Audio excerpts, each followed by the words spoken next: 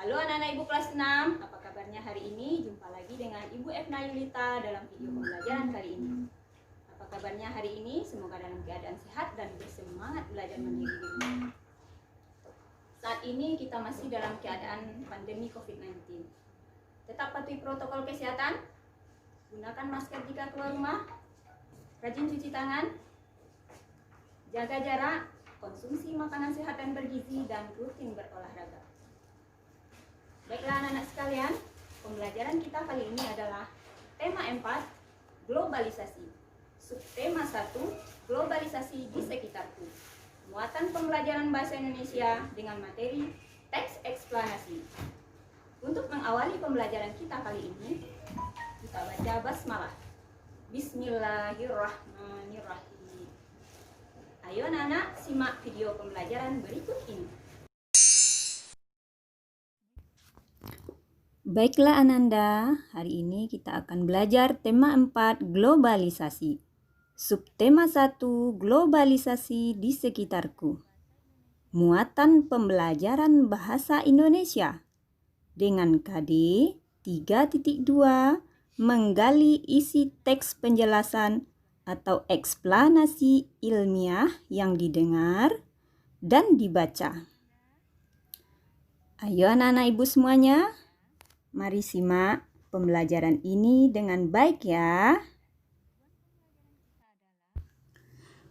Tujuan pembelajaran kita kali ini adalah yang pertama, dengan membaca Ananda mampu menjelaskan struktur teks eksplanasi dengan tepat. Yang kedua, dengan membaca teks eksplanasi, Ananda mampu menuliskan informasi penting dari teks tentang cara menghasilkan energi listrik dengan tepat. Nah, pengertian teks eksplanasi. Teks eksplanasi adalah teks yang menjelaskan tentang proses terjadinya sesuatu atau menguraikan rangkaian peristiwa terbentuknya sesuatu fenomena alam atau peristiwa sosial. Selanjutnya, struktur teks eksplanasi. Yang pertama, pernyataan umum atau topik masalah. Yang kedua, terdapat deret penjelas atau isi. Yang ketiga, bagian penutup atau kesimpulan. Yang pertama, pernyataan umum atau topik masalah. Pernyataan umum berisi topik masalah atau permasalahan umum yang dibahas. Pernyataan umum terdapat pada paragraf pertama pada teks bacaan. Selanjutnya, deret penjelas atau isi. Deret penjelas berisi tentang urutan-urutan tentang peristiwa dari peristiwa yang terjadi dan dijelaskan secara bertahap atau berurutan. Deret penjelas terdapat pada paragraf kedua dan seterusnya. Yang ketiga, penutup atau kesimpulan. Penutup berisi tentang kesimpulan, pesan, atau kesan tentang topik yang dibahas. Penutup terdapat pada paragraf terakhir. Selanjutnya Ananda, bagaimanakah cara menggali informasi dari teks eksplanasi? Yang pertama, bacalah teks dengan seksama. Yang kedua, tentukan topik yang dibahas. Yang ketiga, tentukan informasi penting dari masing-masing paragraf. Baiklah Ananda, berikut ini adalah contoh teks eksplanasi. Teks ini terdiri dari 3 paragraf. Nah, coba Ananda baca paragraf pertama ini.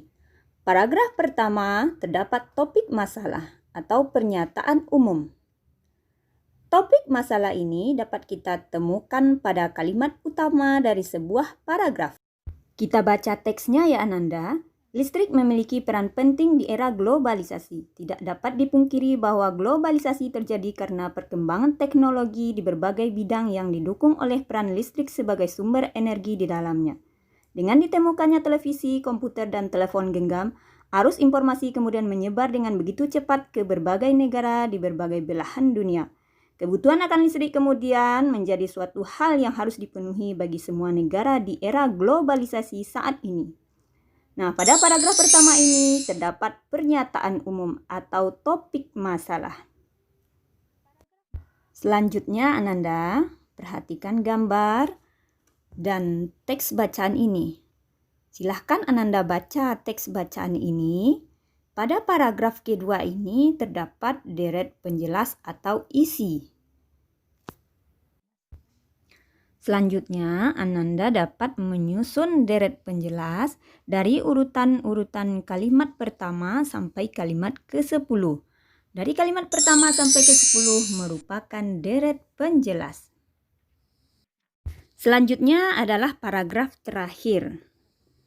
Pada paragraf terakhir ini terdapat kesimpulan atau pesan penulis untuk pembaca.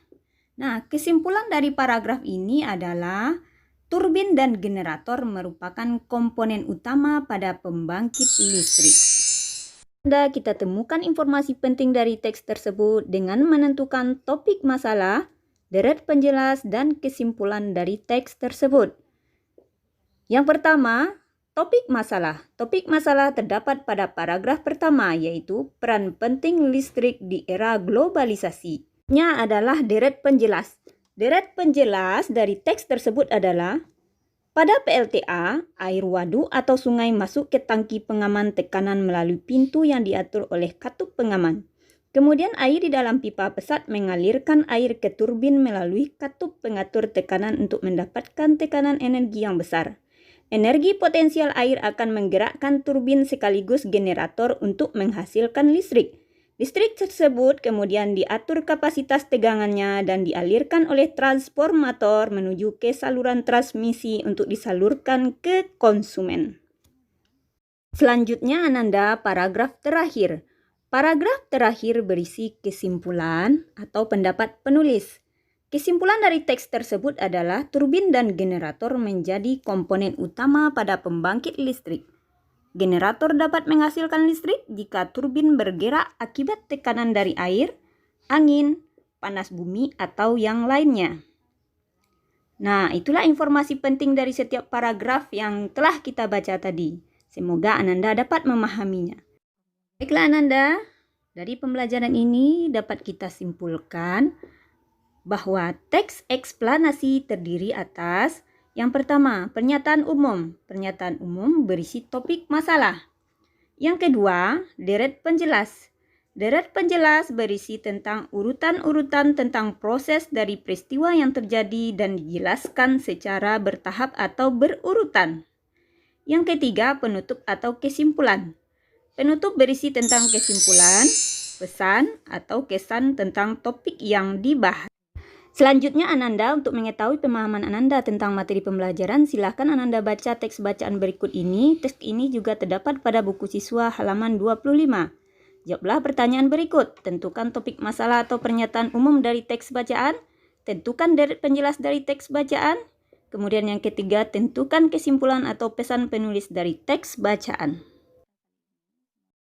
Demikianlah pembelajaran kita kali ini. Semoga bermanfaat dan dapat dipahami dengan baik. Untuk mengakhiri pembelajaran kita kali ini, kita baca hamdalah. Alhamdulillahirabbil alamin. Sampai jumpa pada video pembelajaran berikutnya. Assalamualaikum warahmatullahi wabarakatuh.